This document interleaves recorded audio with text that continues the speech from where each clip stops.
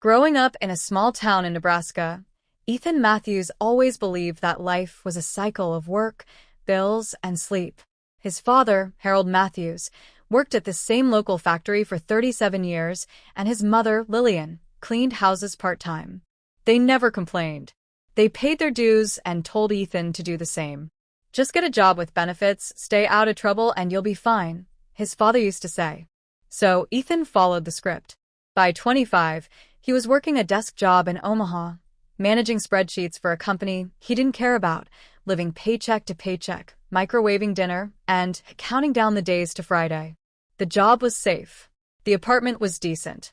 The bank account had enough for gas and groceries. And yet, Ethan felt like something essential was missing. Then came that night. It was raining hard. Ethan had stayed late in the office, finishing a report his supervisor asked for last minute. As he walked out into the dark parking lot, tired and soaked, he saw a man standing under the awning, holding nothing but a soaked brown leather bag. He was in his 60s, wore a three-piece suit, and looked oddly content despite the downpour. Ethan almost walked past him but hesitated. "You okay, sir?" The man chuckled. "Oh, I'm fine. I just love the sound of rain." That was the beginning of everything. The man introduced himself as James Porter. He wasn't just some random bystander. James used to be a corporate executive, had retired early, and now traveled the country speaking to young people about personal wealth and fulfillment. He handed Ethan a card before walking off into the rain. Ethan almost threw it away. But curiosity won. A week later, he attended a small seminar James was hosting at a community center. There were only about 30 people there. The message was simple but powerful. If you want to be wealthy and happy, change your mindset. Wealth isn't just money, and happiness isn't a weekend luxury. James didn't talk about stock tips or get-rich-quick schemes. Instead, he spoke about personal value, discipline, goals, and emotional richness. He said the biggest poverty in America wasn't financial, it was mental. Ethan left the seminar shaken. In a good way. He started reevaluating everything. The first thing he did was write down 3 questions. 1. What do I love doing? 2. What am I good at? 3. What problem can I solve for others using the first 2? The answer that came back over and over was storytelling. Ethan had always loved writing.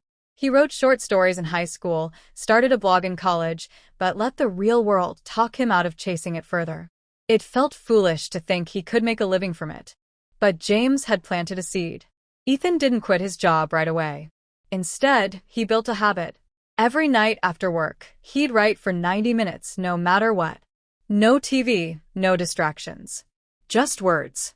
He posted blogs, short fiction, then started experimenting with YouTube narration videos and audiobooks. For 6 months, nothing happened. Then one night, a video he narrated, a dramatic story about personal growth, went viral. Within 48 hours, it hit 2 million views.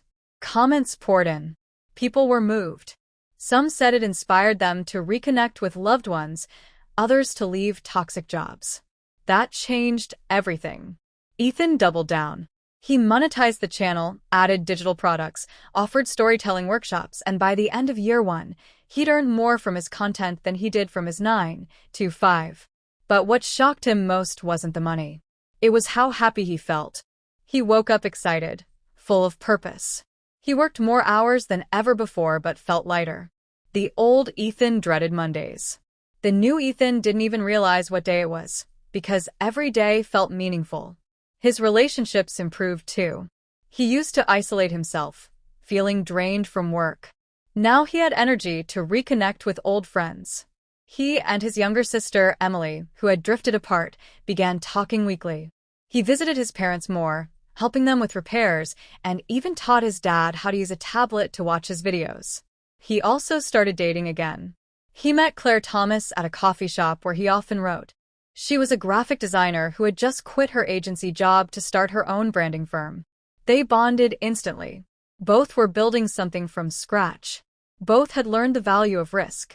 One day, while hiking in Colorado during a short trip, Claire asked him, "What made you take the leap?" Ethan thought back to the rainy night with James Porter and said, "It wasn't a leap. It was a shift. I stopped thinking like a survivor and started thinking like a builder. Years passed. Ethan's brand grew beyond anything he imagined. He launched an online platform that helped aspiring creators earn through storytelling. His YouTube channel passed 3 million subscribers. But more than that, he was now mentoring others, just like James had done for him. At 35, Ethan gave a TED Talk titled, "Wealth Isn't Just Money, and Happiness Isn't a Destination." It trended online, and his inbox was flooded with messages from teachers, mechanics, single moms, and teenagers all saying the same thing: "You made me believe it's possible." And then came the full circle. One morning, Ethan got an email from a retirement community in Ohio. James Porter had passed away peacefully in his sleep. They found Ethan's business card in his drawer. The director of the center told Ethan that James often talked about the young man he met in the rain who reminded him why he started teaching. Ethan flew out to the small memorial. He gave a eulogy. Tears came fast, but so did laughter. He told the story of the parking lot, the rain, the soaked leather bag, and how a single conversation changed the course of his life. As he finished speaking, he looked at the audience and said, "If you want to be wealthy and happy, don't chase money or smiles. Chase growth. Chase meaning.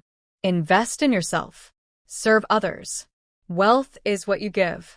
Happiness is what you become." The crowd stood up in silence. It wasn't applause.